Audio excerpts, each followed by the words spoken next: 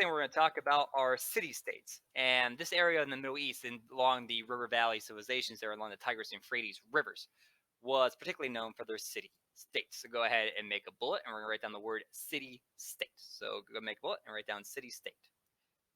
And as I said, those city-states were located along the Tigris and Euphrates rivers in the Middle East. Okay, so that Tigris and Euphrates River, that was along the Middle East. That's where a lot of these city-states would develop at.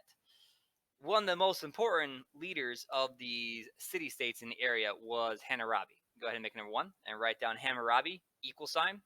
Ancient Mesopotamian emperor, ruled 792 to 750 before Common Era.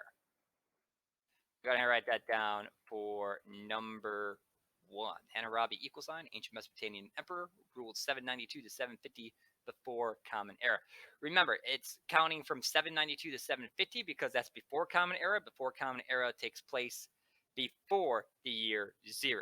All right, so before the year 0, we count down to 0, and then after the year 0 is Common Era, and we count up.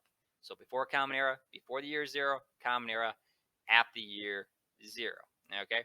A lot of you guys are also, we've talked about this before as well, but remember that BC means before Christ, and AD means Anno Domino, in a year of our Lord. All right, we talked about that before, way back at the beginning of the year. So Hammurabi, you guys read also about him on Tuesday. We did a warm-up in which you saw 5 of the laws that he came up with. Hammurabi is known for his laws, his code of laws that he put together, and that's one of the main things he's known for. But he did also conquer the area of these various city-states in Mesopotamia. Oh, I've been using the word Mesopotamia. I haven't explained what that is. Okay, so Mesopotamia.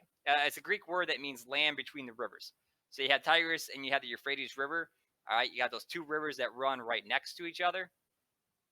So you have the Tigris, you got the Euphrates. Okay, Mesopotamia just means the land between 2 rivers. Okay, so it's just that area right there. All right, so when I said that Hammurabi conquered Mesopotamia, the area he conquered was right here. Okay, so that's the area that he conquered.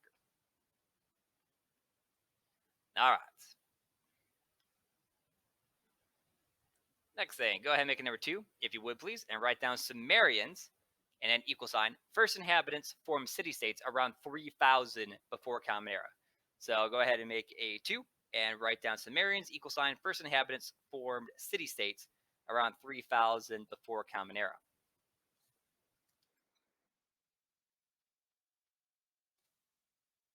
There we go.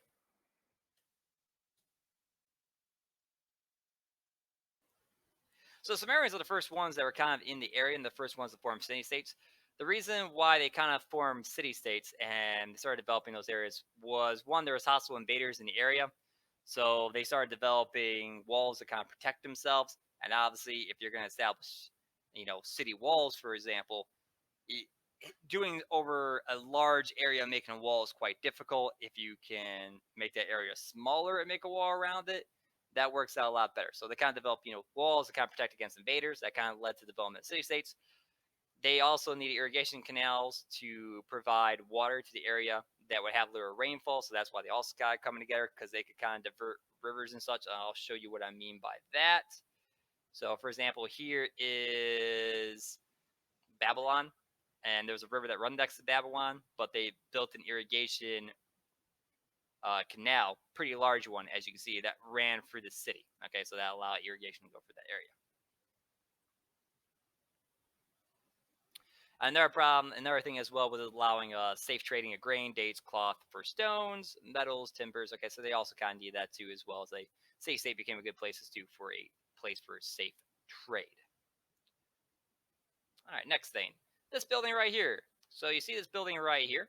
This is called a ziggurat. All right, so this is called a ziggurat. These were pyramid-shaped towers. They were used for religion. Okay, and generally each one of the city-states in Mesopotamia would have a particular god that they would worship. That would be that you would do so at this ziggurat, these pyramid-shaped temples. We're going to go ahead and we're going to make a number 3, and we're going to write down ziggurat, pyramid-shaped tower. And so we're going to write ziggurat and then equal sign, pyramid-shaped tower. We're going to write that down for number 3.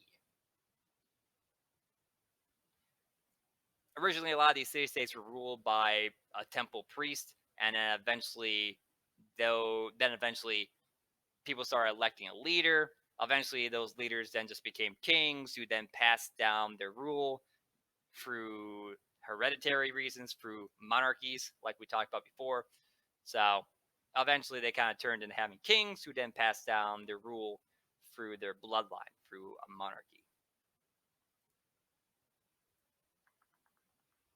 Next thing, go ahead and make number 4. We're going to write down empire and an equal sign, group of countries under one ruler's control.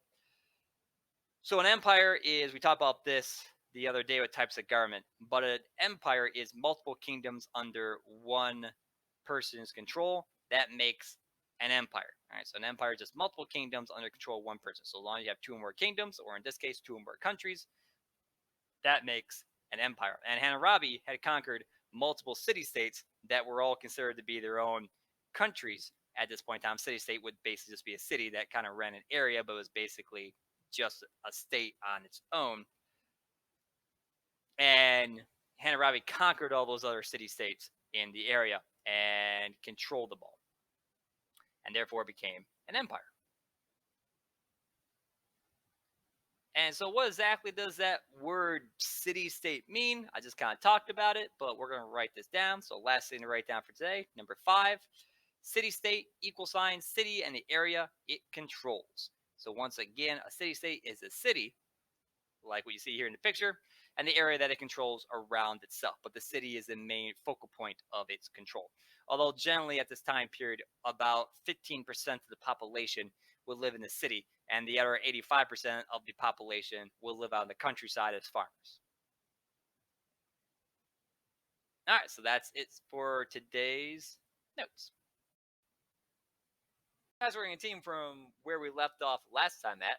And last time when we were talking about stuff, we were talking about River Valley civilizations. We talked about what the word fertile meant, and we talked about the Fertile Crescent. So we talked about how this area here is called the Fertile Crescent because it's in the shape of a crescent. Fertile meant that you could grow things good there.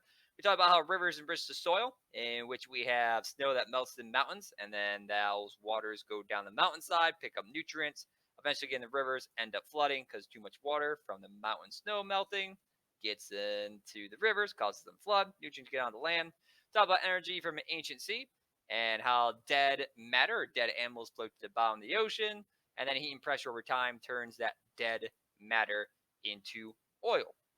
And finally, we talked about what a city-state was, and we talked about how in a city-state, it's a city, and it controls also the surrounding area around it, and it's its own country. So it's a city that controls a lot of territory around itself, and it's its own country.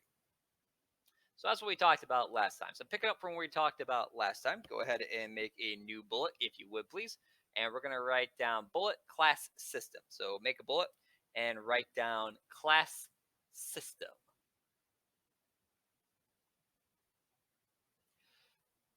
There were 3 main classes in the society of the River Valley civilizations in the Tigris and Euphrates River area. On the very top class, go ahead and make it number 1. We're going to write down top class and an equal sign. Kings, priests, rich property owners. So we're going to make a 1 and write down top class equal sign. Kings, priests, rich property owners. So the very top class was our king, okay? And we talked about Hammurabi before and how Hammurabi was king.